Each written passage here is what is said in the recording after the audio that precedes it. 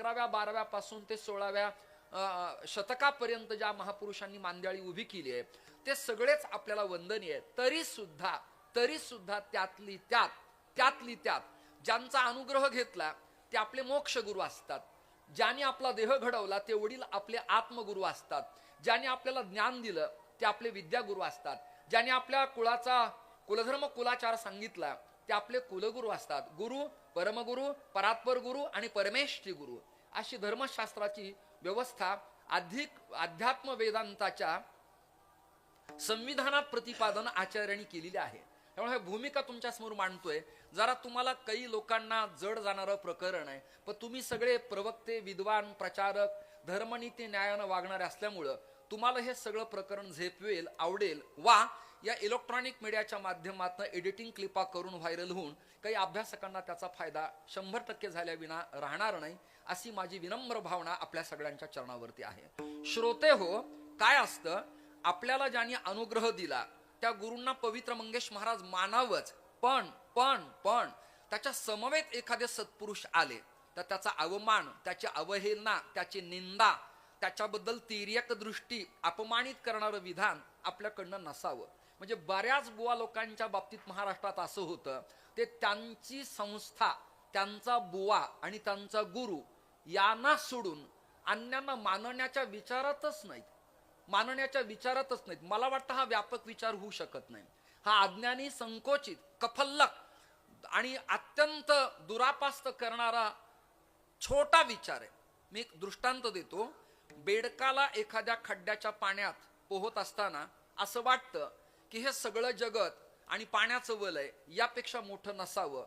ही मंडोकी वृत्ती न्यायशास्त्रात घातक आहे. पण तो जेव्हा सागर, अटलांटिक, पॅसिफिक, अरबी समुद्र पाहिल तेव्हा त्याच्या लक्षात येईल, अरे ज्या खड्ड्याला, ज्या पाण्याच्या प्रवाहाला, ज्या गंदगीला, ज्या प्रदूषित शेवाळाला, ज्या जलपरीला मी सागर मानलं ते तर संकोचित आहे. यापेक्षा सागर फारच मोठा आहे. ना तरी ते समुद्राची होवणी ठेले, चित्ताचे चैतन्य चोरले, याता यात निमाले घनानंद जे. हे व्यापक पण त्याला माऊली, नाथराय, नामदेवराय, ज्ञानोबाराय, सावता महाराज, गोरबा काका, वंका बंका, जळोजी, मळोजी, चोखोबबाराय या संत वाङ्मयाचा सारस्वताचा अभंगाच्या भावाचा अर्थ न कळल्यामुळे अनर्थ होत राहतो. आणि ते लोक स्वतःचा ज्ञानी म्हणून प्रौढी मिरवतात आणि तोच प्रभाग, तोच अनुवंश, तेच इन्फेक्शन आणि ते व्हायरल अनुयायी मंडळीला होतं. आणि ते लोक अन्यांना वेडा, पिसा, अज्ञानी, कफल्लक, न कळलीला अशा दृष्टीनं सातत्याने वल्गणा करत राहतात. ज्ञानोबाऱ्यांची जरा चिंतनाची भूमिका मांडा ना. ज्यांनी त्रास दिला त्यांच्या विरोधात 9034 ओव्यात एखादी तरी ओवी किंवा अर्ध प्रकरण मला तुम्ही समीक्षक लोक आणून द्या, मी कीर्तन बंद करी. अजिबात नाही. उलट त्या प्रति बोलताना माऊली असं म्हणाले, जे खळांची व्यंकटी सांडो तया सत्कर्मी ऋती वाढो, भूता परस्परे जोड मैत्र जीवांचे. हा व्यापक विचार कॉस्मादी गार्डा, लुसिफस, सॉक्रेटिस यांना शिवत नाही, यांना अडकत नाही. हेरिटेज फिका पडतो, नेटॉन फिका पडतो.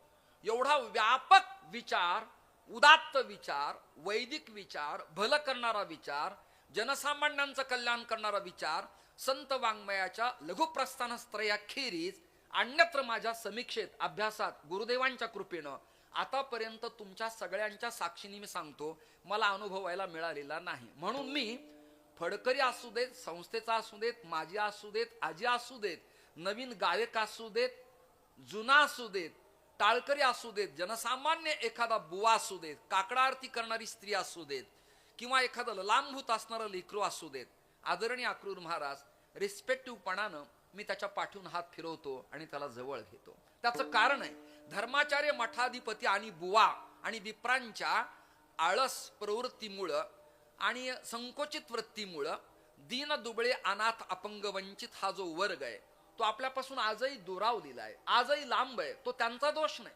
ते अन्य धर्मात जे कन्वर्ट होत आहेत त्याचं कारण असं आहे, त्यांच्या आसवांना पुसायला आपण कधी जातच नाही, त्यांच्या पाठून हात फिरवायला आपण कधी पोहोचतच नाही.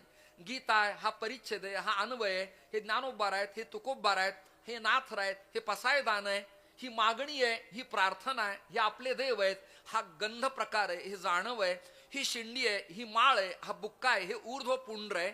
हे आपण त्यांना कधी समजावून सांगितलंच नाही.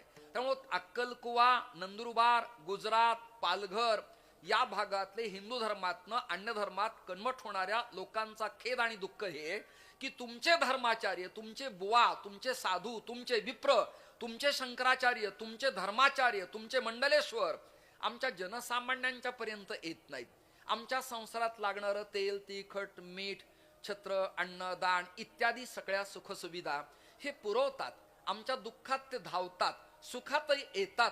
कित्येकांचे विवाह केले, वस्तू प्रपंच उपयोगी आणून दिल्या. तुम्ही नका काही देऊ, पण निदान आम्हाला जवळ घेतलं असतं तर आम्ही अन्न धर्मात गेलो नसतो. तुम्ही जवळ आला असतात तर गाथा ज्ञानेश्वरी आम्हाला कळली असती आणि कार्तिकीच्या वारीला पंढरपुरात आळंदीला आम्ही आलो असतो. पण दुर्दैव असं आहे, आपल्या प्रौढीमुळं, आपल्या अपविष्टामुळं आणि कमालीच्या गरवटपणामुळं आपल्या लोकात अजूनही प्रौढी अशी आहे की ते त्याचे गुरु, त्याचे अनुयायी सोडून अन्यांना जवळ घेण्याच्या भूमिकेतच नाहीत. मला वाटतं समाधिस्थ ज्ञानोबारायाला, शांतीब्रह्म एकनाथ महाराजांना आणि वैकुंठस्थ असलेल्या तुकोबारायांना हे प्रकरण कदापि आवडेल असं वाटत नाही. त्यांनी वेद उपनिषदांचा टाहू फोडला, तटबंद्या काटेरी कुंपण तोडले आणि ब्रह्मविद्येचा सुकाळ करण्यासाठी संकल्प केला आणि घोटवी नळाळ ब्रह्मज्ञान्या हाती हा संकल्प करून हे व्यापक मुद्द विद्यापीठ तयार करू नये.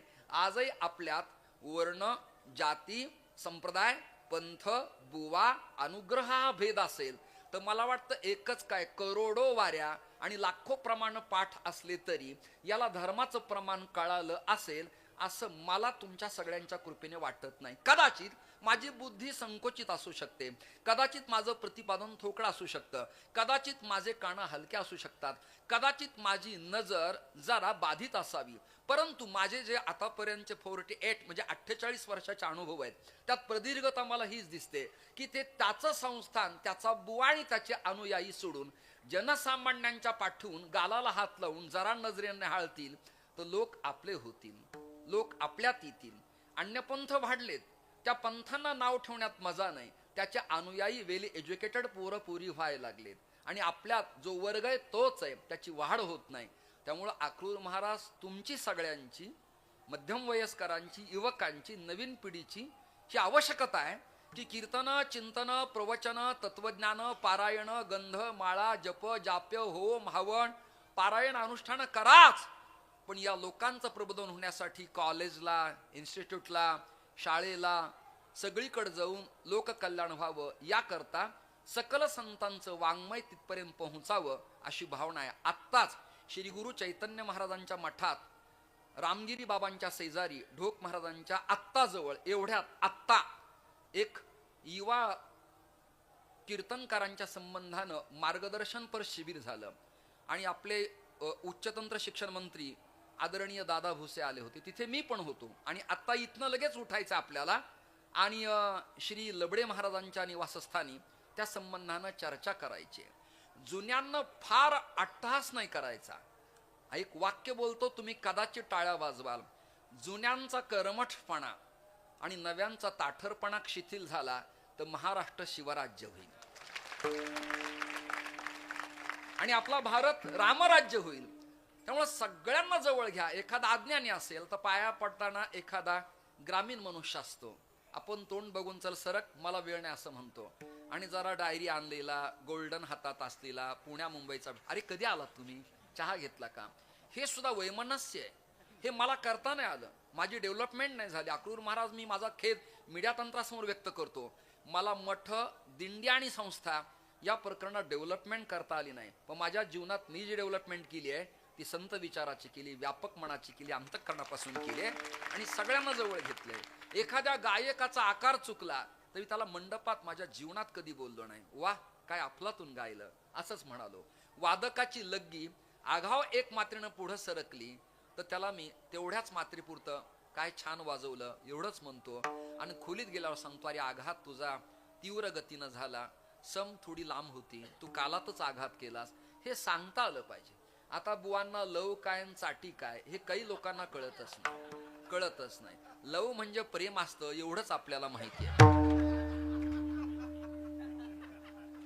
तर पखावजाला तबल्याला सुद्धा लव मैदान आहे. तुम्ही सुखदला विचारा, ते त्यातले तज्ञ आहेत. तळवळकरांना विचारा, घोरपडकर गुरुजींना विचारा, डवरी गुरुजींना विचारा, वैद्यबाबांना विचारा, जाणकाराला विचारा, सुभाष देशमुखांना विचारा, तुम्ही जगदाळे गुरुजींना विचारा, तुम्ही दासोपंतांना विचारा तुम्ही. अरे त्यातला जो जाणकार आहे त्याला विचारा ना. त्यालाही लव आहे, त्यालाही मैदान आहे, त्यालाही चाटी आहे, त्यालाही स्पंदन आहे. त्याला तीरकीट, धीरकीट, घिडनग ही अक्षर 3च बोटाची, पण त्याची वादन संस्कृती आणि नादब्रह्म स्वतंत्र आहे, स्वतंत्र आहे. पखवाजाकडचं क आणि ग ही अक्षर स्वतंत्र आहेत, क अत स्वतंत्र आहे. त्यामुळे हे जोपर्यंत वक्त्याला कीर्तन करताना कळत नाही, मिनिमम प्रायमरी त्याला पखावज कळावा, त्याला स्वर कळावा. काही काही बुवा चांगल्या चांगल्या वादकाला ती जरा कमी आहे, नीट करा म्हणतायत. मला खेद वाटतो, हे तुझं कमी तुला कधी कळणार आहे. आणि तोही पखावज वादक बिचारा नारदाच्या गादीचा, नामदेवरायांचा अपमान कशाला म्हणून जरा पखावज उभा करतो आणि मग ते सांगतात कमी आहे. तो बिचारा वर्ण मारतो, पुन्हा 10 वाजवतो. हे म्हणतात जरा जास्त झाले, खालून मारा. म्हणजे नेमकं कुठे मारा आणि कधी मारा हे ज्यांना कळत नाही, अशी माणसं जर धर्मप्रचाराला संप्रदायात आली तर मला वाटतं काही बरं नाही. ज्याला स्वर नाही, ताल नाही, त्याने व्याख्यान करावं, प्रवचन करावं, अनुष्ठान करावं, चिंतन करावं. मग ते प्रमाण देतात, गाता येईल तेण्याची गावे, एरी हरी हरी म्हणावे, आणि जसं येतं तसं गा, असं एक प्रमाण आहे. पण याचा अर्थ असा नाही. आपला संप्रदाय मुक्त आहे, पण मुक्त शब्दाचा अर्थ स्वैराचार नाही. मुक्त आहे पण सदाचार युक्त मुक्त आहे असा त्याचा अर्थ आहे. मला वेळ फार कमी आहे आणि कमी वेळेत तुम्हाला मला अभंगाच्या भूमिका मांडायच्यात. निवृत्तींना दादांचा अधिकार सर्वश्रेष्ठ आहे. त्याला एक प्रमाण देतो तुमच्या पाठातले, तुम्ही मला मदत कराल, माझ्या मागे म्हणाल आणि मग उत्तरार्धात उच्च स्वरात म्हणाल. ते प्रमाण असे: विश्वाचा तो गुरु स्वामी निवृत्ती दातारू, स्वामी निवृत्ती दातारू, स्वामी निवृत्ती दातारू. विश्वाचा तो गुरु स्वामी निवृत्ती दातारू, पक्वाजाच्या धुमात स्वामी निवृत्ती दातारू. विश्वाचा तो गुरु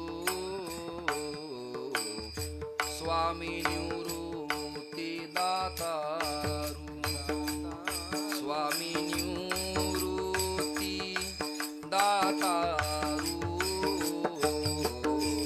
स्वामी निवृत्ती दातारू. विश्वाचा तो गुरु स्वामी निवृत्ती दातारू, स्वामी निवृत्ती दातारू, स्वामी निवृत्ती दातारू.